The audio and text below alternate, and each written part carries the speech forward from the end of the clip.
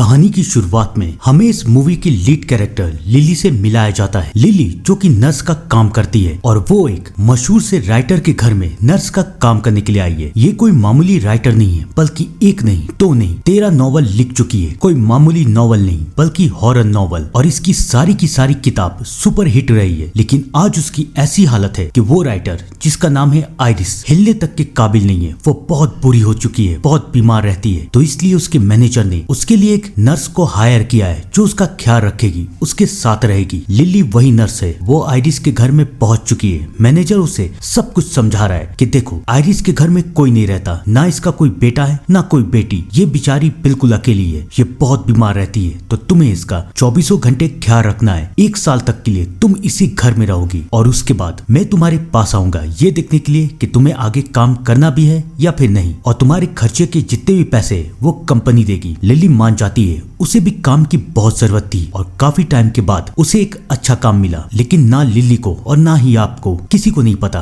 कि इस घर में ऐसा क्या है जो कि लिली के फैसले को गलत साबित कर देगा। लिली को यह एहसास दिला देगा कि उसकी जिंदगी कितने खतरे में है। लिली ऊपर जाती है, आइरिस से मिलती है। आइरिस की तबीयत सच में बहुत खराब है। वो बहुत डरी हुई है। वो लिली को देखती है। लिली उसे हंसते हुए कहती है, मैडम मैं आपका ख्याल रखने के लिए आई हूँ। लेकिन आइरिस लिली को डरते हुए देख रही है, जैसे वो उसे कुछ बताना चाहती है लेकिन बता नहीं पा रही। रात होती है। आज लिली का पहला दिन है। लिली बहुत बोर हो रही है। आइरिस भी अब सो चुकी है। लिली इधर उधर घूम रही है। उसे समझ में नहीं आ रहा कि वो कहाँ जाए। तभी उसे एहसास होता है कि इस घर में कोई है। लेकिन फिर उसे लगता है कि शायद ये उसकी गलतफहमी है। वो बाथरूम में जाके ब्रश करती है, मुंह धोती है। फिर उसे एहसास होता है कि उसे कोई देख रहा है। लेकिन फिर उसे यही लगता है कि वो बहुत सोच रही है। वो ये फैसला करती है कि वो अपनी दोस्त को कॉल करेगी। आइरिस के घर में सेल फोन अलाउड नहीं था। वहाँ पर सिर्फ एक टेलीफोन था, एक पुराने जमाने का टेलीफोन, तार वाला फोन। याद है ना, आपने भी अपने घर में देखा ही होगा। लिली उस फोन से अपने दोस्त से बात कर रही है कि तुम कैसी हो, कहाँ हो, देखो ना मैं इस घर में हूँ, मैं आइरिस के घर में हूँ, उसका ख्याल रख रही हूँ, तुम लोग भी आओ मुझसे मिलने,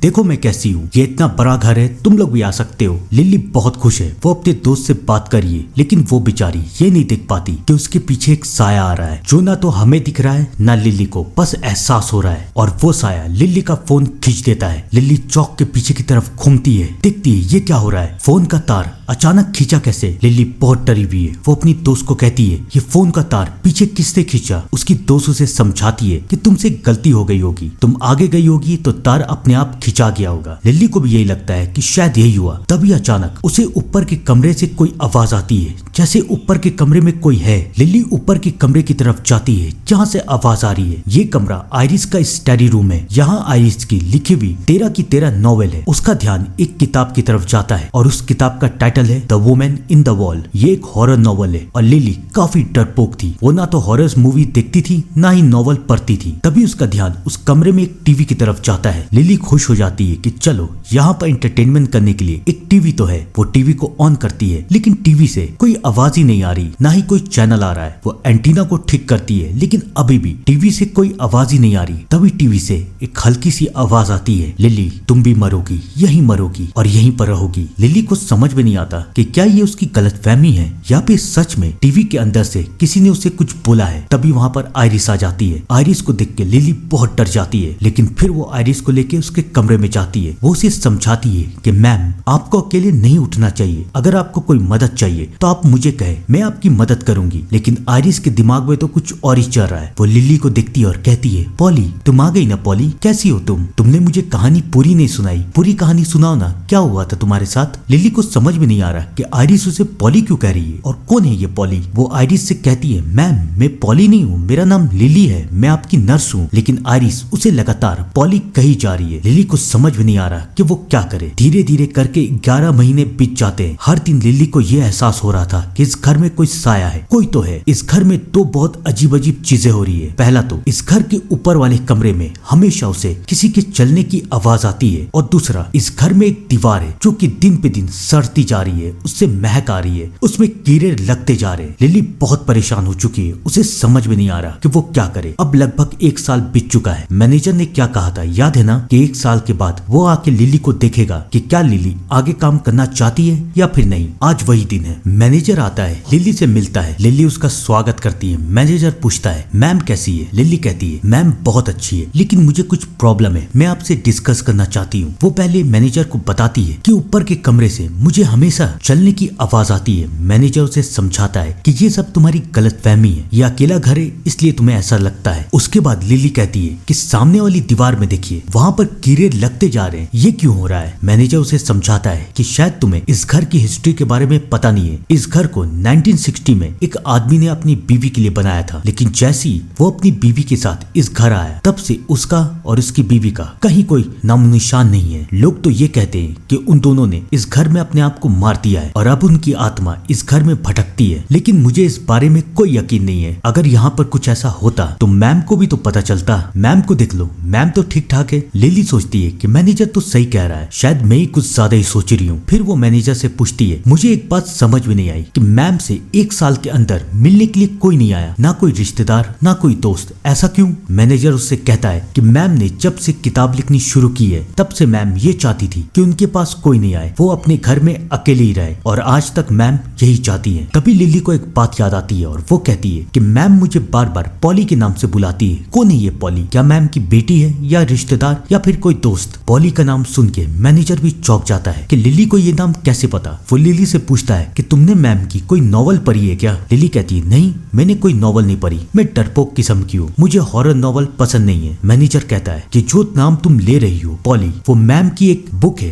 the woman in the wall, उसकी कैरेक्टर है। वो बुक उसी कैरेक्टर के ऊपर लिखी गई है। अगर तुमने बुक नहीं पढ़ी तो ये नाम तुम्हें पता कैसे? शायद मैम अपने कैरेक्टर के बारे में बात कर रही होंगी। मैनेजर के लिए तो ये सब कहना बहुत आसान था, लेकिन लिली ये सोचने लगती है कि आइरिस जैसे बात कर रही थी, ऐसा लग तो नहीं रहा था कि आइरिस अपने कैरेक्टर के बारे में बात कर रही है। मैनेजर लिली से पूछता है, क्या तुम 1 साल और यहाँ पर काम करोगी? लिली मान जाती है क्योंकि उसे पैसों की जरूरत थी। मैनेजर उसे पैसे देता है और वहाँ से चला जाता है। वो लिली को समझाता है कि कल मैं कॉन्ट्रैक्ट लेके आऊंगा और तुम वहाँ पे साइन कर देना। मैनेजर तो जा चुका है, लेकिन आज की रात कितनी खतरनाक है किसी को नहीं पता। अब लिली ये फैसला करती है कि वो किताब को पढ़ेगी और जानेगी कि पॉली आखिरकार है कौन और उसका आइरिस के साथ रिश्ता क्या है। वो किताब को उठाती है और किताब को पढ़ना शुरू करती है। ये कहानी the women in the wall एक लड़की के बारे में है जिसका नाम है पॉली। वो लड़की बहुत ही मासूम, बहुत ही खूबसूरत थी। उसकी जिंदगी में बस एक ही सपना था, उसे जिंदगी अच्छे से जीनी थी, शादी करनी थी किसी ऐसे इंसान के साथ जो उसे जिंदगी भर खुश रखे। उसकी शादी भी हुई, लेकिन उसके बाद उसके परिवार को कभी उसका अता पता नहीं मिला। कहा यह भी जाता है कि उसे उसके पति ने मार के एक घर में दफना दिया था और उसके बाद पॉली की आत्मा उस घर में हमेशा घूमती रहती थी। अब उस घर के साथ उसकी आत्मा जुड़ चुकी थी और कहा यह भी जाता था कि जिस घर के साथ आत्मा जुड़ जाती है उस घर को ना तो खरीदा जाता है ना ही बेचा जाता है। उस घर में जो भी इंसान रहने के लिए आता है वो उन आत्माओं का शिकार बन जाता है। पॉली की कहानी पढ़ के लिली को बहुत डर लग रहा है। उसे समझ में नहीं आ रहा कि वो क्या करे। उसके अंदर हिम्मत नहीं है कि वो आगे की कहानी पढ़ सके। तभी उसे एहसास होता है कि उसके कमरे में कोई आ रहा है। वो डर जाती है। वो उस साई का पीछा करते हुए फिर से स्टडी कमरे की तरफ जाती है। वहाँ पर लिली ये देखती है कि टीवी ऑटोमेटिक ऑन हो गया है। टीवी को किसने ऑन किया? वो डरते हुए टीवी की तरफ जाती है। टीवी को बंद करने की कोशिश कर रही है। टीवी बंद भी होता है, लेकिन तभी टीवी में उसे एक साया दिखता है। लिली अपने पीछे पलट के देखती है, लेकिन वहाँ तो कोई है ही नहीं। लिली बहुत डर जाती है। उसे समझ में नहीं आ रहा कि वो क्या करे। एक तरफ तो वो ये सोच रही है कि ये बस एक कहानी है, पॉली नाम का कोई कैरेक्टर है ही नहीं, शायद वो इस कहानी से डर चुकी है और इस अकेले घर में उसे ये सब एहसास हो रहा है। और दूसरी तरफ हमेशा उसे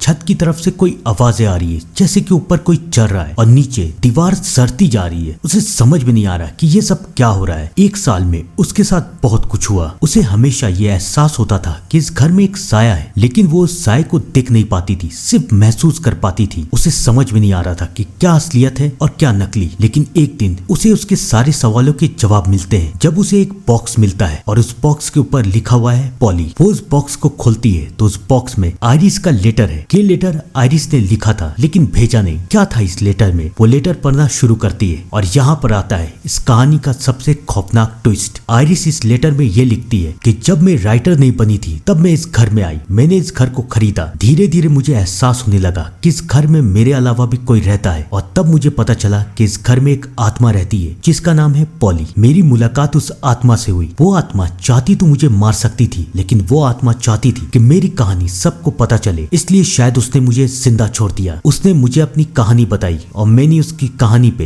एक नॉवल लिखी। वो नॉवल तो हिट हो गई, लेकिन उस आत्मा के साथ कई सारी आत्माएं इस घर में आ गई। मैंने उन सब के बारे में कहानियां लिखी, लेकिन अब वो आत्मा धीरे धीरे करके मेरे शरीर पे कब्जा करती जा रही है, मुझे खाती जा रही है और अब ये मुझे मार देगी। ना तो ये मुझे इस घर से जाने देगी, ना ही मुझे आजाद करेगी। लिली ने मुझे ये भी बताया था कि उसका पति जब उसे शादी करके इस घर में लेके आया तो उसी दिन उसके पति ने उसे मार दिया, क्योंकि वो एक साइको था। और मारने के बाद उसने लिली के शरीर को एक दीवार के पीछे गाड़ दिया। याद है ना वो कहानी जो कि मैनेजर ने सुनाई थी 1960 की, एक पति और पत्नी की। वो पति और कोई नहीं और वो पत्नी और कोई नहीं बल्कि पॉली थी। पॉली को मारने के बाद वो पति इस घर से भाग गया, इसलिए आज तक किसी को उनका नामो निशान तक नहीं मिला। ये कहानी पढ़ के लिली डर जाती है, क्योंकि अब तक जो उसकी गलतफहमी थी अब वो सच्चाई बन चुकी है। लिली को समझ में नहीं आ रहा कि वो क्या करे। क्या ये सिर्फ आइरिस का पागलपन है कि अपने कैरेक्टर को लिखते लिखते वो उस कैरेक्टर को जीने लगी है, या फिर ये सच्चाई है। वो फैसला करती है कि वो इस बारे में आइरिस से बात करेगी। वो आइरिस के पास जाती है, उससे हंसते हुए बात करिए, मैम कैसी हैं आप? आपने जो बुक लिखे है ना, मैंने उसे पढ़ा। उसे पढ़ने के बाद मुझे बहुत डर लगा। आइरिस भी उसकी बात चुपचाप सुन रही है और उसके बाद आइरिस कहती है कि वो बुक नहीं है, वो सच्चाई है। और इस घर में तुम्हारे साथ 1 साल में जो कुछ भी हुआ, अब तो तुम भी एक बुक लिख सकती हो। मेरी मानो, इस घर से चली जाओ। आइरिस की बात सुन के लिली को बहुत डर लग रहा है। उसे समझ में नहीं आ रहा कि वो क्या करे, आइरिस की बात माने या फिर अपनी दिल की सुने। उसे पैसों की भी